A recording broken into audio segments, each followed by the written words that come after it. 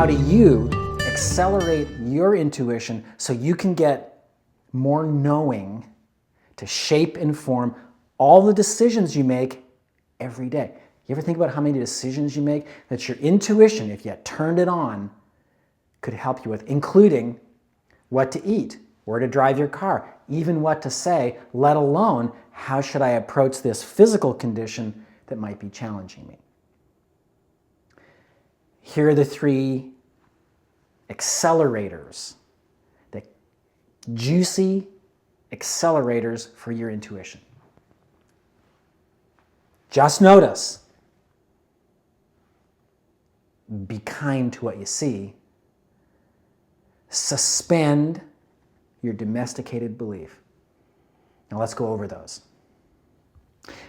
In my work as a medical intuitive, the lesson I get, because I must really need it, over and over again from all the people I've worked with, the hundreds of people I've worked with who have created amazing results in their lives by healing things that people would go like, well, how could you possibly do that? But they did. How did they do that? And what's the lesson for me? They used their instinct, their intuition, their inner sense of knowing what was right for them, and they moved with that. And they stopped moving with all the things that everybody was telling them to do. I don't know how you are when someone tells you what you gotta do. There's a part of me that really wants me to check it out and go, well, really? Should I really do that? Is that the thing I ought to be doing? And sometimes it is, and lots of times it's not. So the 3 things we're going to talk about today, I'm going to say them a couple of times so you'll get them. The first one is just notice when your intuition shows up. It'll show up in all kinds of different ways. You may feel a change in your heartbeat. You may feel a hitch in your breath. You may have something in your imagination go doing. It'll seem like it's so out in left field. Like, how can that possibly be?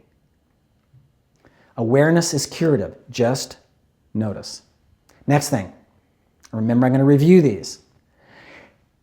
Boy, this is such a big one. Kindness. When you notice something, you may not like what you see. You may not like what you feel. You may not like what's going on in your family or what's going on with your condition. This is so important. I've learned this so powerfully. Be kind to what you see. Have kindness as an action word, a verb, something that comes out of you and you can look at it and go, oh, I see how that could be like that. Isn't that interesting? What's the foundation to that kindness? When people know more, they can do more. Kindness to what you see. Now here's the whopper. Suspend your domesticated belief. Yeah, I mean domesticated.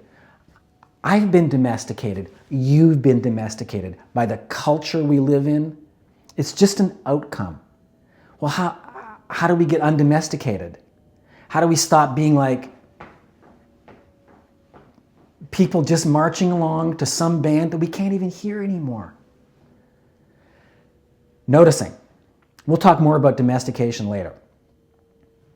When I said, have I always been present to this, that I need a lot of reminding, I did. One of the biggest reminders I ever had was having something that stopped my heart one night in my house when I lived back in Austin, Texas years ago. It was a real heart stopper.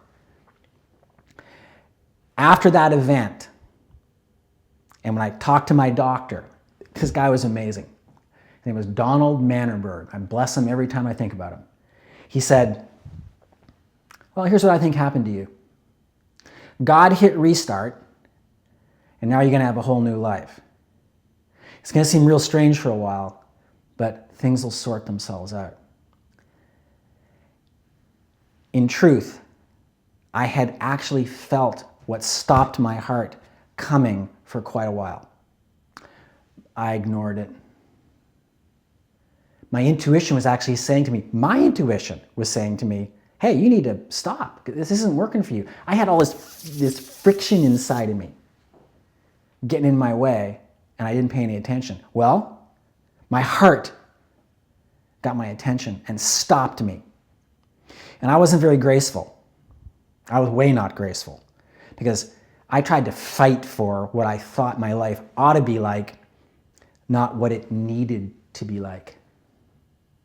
Yeah, not what it needed to be like. What does your life need to be versus what you want it to be, or more importantly, think you need it to be?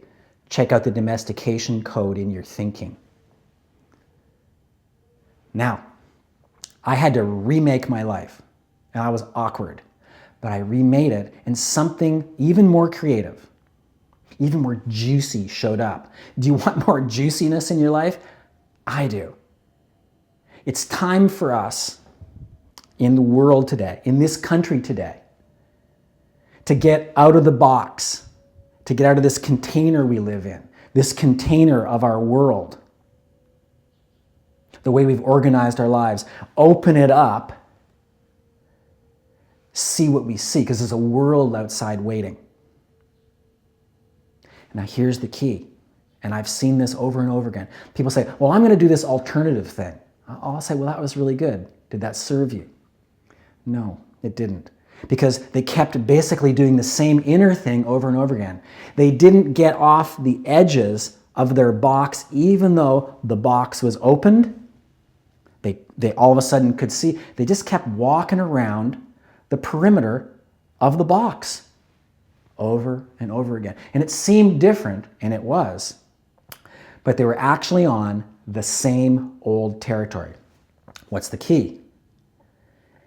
Getting off the perimeter, getting off your old map. You need to draw outside the lines of your life. I'm going to review those 3 accelerators of your own knowing. If you notice, just notice when you feel stuck, when you notice something in your environment that seems, that doesn't feel very good, or that feels really good, notice. Awareness is curative, gives us a restoration of our lives. Do you want that? Do you want some restoration in your life? That's what Susan and I do, who's over there behind the camera looking at me right now. Why do we love this work with people? Because people's lives get restored, and it reminds us that we can do that. So we learn how to do that every day. Be kind to what you see. I have a saying, bless first, think second, talk third. I've really learned to extend something from my heart, a blessing, a kindness out to what I see, because that makes a big difference to everything that's in front of me, and most importantly, to me grasping for, well, what if that could be different? What if I could do this? What if I could do that? Nah. Just be kind to what you see. Then, third one, suspend your domesticated ways of thinking. What's domesticated mean? Well, we're taught, for example, that to not know the answer is really bad. The other side of domestication is, well, actually not knowing the answer is freedom, because I'm going to learn something. I am learning so much these days. My joy level is going up and up. So is my uncertainty, but it's underpinned by my joy. Why is that? Because I've made nice with not knowing. Do you want to make nice with not knowing? We're going to do some more training on how to do that. But right now, be nice with what you don't know. Use I wonder as a tool to grease yourself forward, to slide yourself forward into possibilities when in your domesticated thinking, you might have thought there was no possibility. I can tell you, in my years of work with people, in all kinds of complex physical conditions, real snarky ones, and all kinds of life conditions in their families, when they trust their intuition, when they trust their wondering, when they trust their not knowing, and they kind of move with that and see what shows up. Wow. Intelligence, wisdom, new ideas, new clarity show up that creates a pathway to a more joyful, functional, adventurous life. I want that in my life. Do you want that in your life? I bet you do. Because why? Because we need that right now. This is the time for the intuition evolution to take over for all of us so we can invent the next new world. I really need to do that. Do you need to do that? Let's do it together.